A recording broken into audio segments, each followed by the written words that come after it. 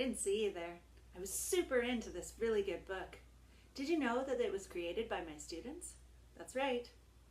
They created an anthology of poetry, and they published it themselves. We even had a book release party where they invited their parents and did poetry readings. We now have several copies of the book in the library, and students are super proud of the work that they did. Publishing student works is quite easy. You can use several apps, and you can also do it the analog way, where they publish it themselves and you bind the book in-house. Today we're asking the question, how will student learning and knowledge creation be showcased in the Learning Commons? Educator Rushton Hurley once said, if students are sharing their work with the world, they want it to be good. If they're just sharing it with you, they want it to be good enough. I couldn't agree more. Showcasing students' work in a public forum, whether it be up on the walls of the school or on an online blog or portfolio, is a great way to get students to take ownership over the work that they do and take pride in their work. There are so many ways to showcase student learning. Of course, you can still do it the old-fashioned way, by putting their art, writing, or other creations up on the walls of the school or the library. Consider for a moment if we allowed for multimodal showcasing. For example, young students doing a writer's workshop could show their work through theater or film, through set design, through puppet making, all while working collaboratively with their peers. They could even put on a film festival to show their finished works to the school. Other educators are using Web 2.0 tools to showcase student learning. Blogs and digital scrapbooks are a great way to connect students to each other and to the community at large. Blogs allow students to connect both in and out of school, building understanding through guided inquiry.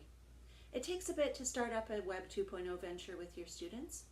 First, you need to ensure that they know the ins and outs of being a good digital citizen. There are generally 4 types of blogs that students can engage in. The first is news, and that's where students analyze and discuss current events. The second is mirror, where students look inward and reflect on their learning and share it with others.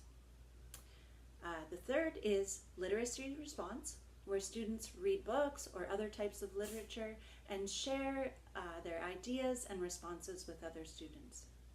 And the fourth is showcase, and this is where students can showcase any work that they've done, whether it be art, sculpture, video, vlogging, anything that you can imagine. Students can put it up, much like they would on Fresh Grade. Just remember that if you're using a platform such as YouTube or Twitter or an online blog with your students, you need to look into your district's privacy policies, and you may need to limit your audience to respect the privacy of your students. If teachers are feeling especially ambitious, they can even bring their students into community activism projects, such as hosting a public forum on a topic that they've been researching, or getting engaged in an environmental restoration project in their community. These are just a couple of examples. Students do tend to do their best work when they know that it will have real-world impacts. The Learning Commons plays a huge role in the way that student work is showcased, especially when students have access to makerspaces, film equipment, book creating apps, and robotic equipment, to name a few things. There is no place in the new BC curriculum that says that students have to write a test or a paper to showcase their learning. They can show their learning with art, writing, oral presentations, blogging, vlogging. The sky is the limit in the LC. And giving them choices is a huge part of universal design. So the next time you're unsure about how to showcase student learning, check out some of the links in the document attached in this discussion. Happy reading!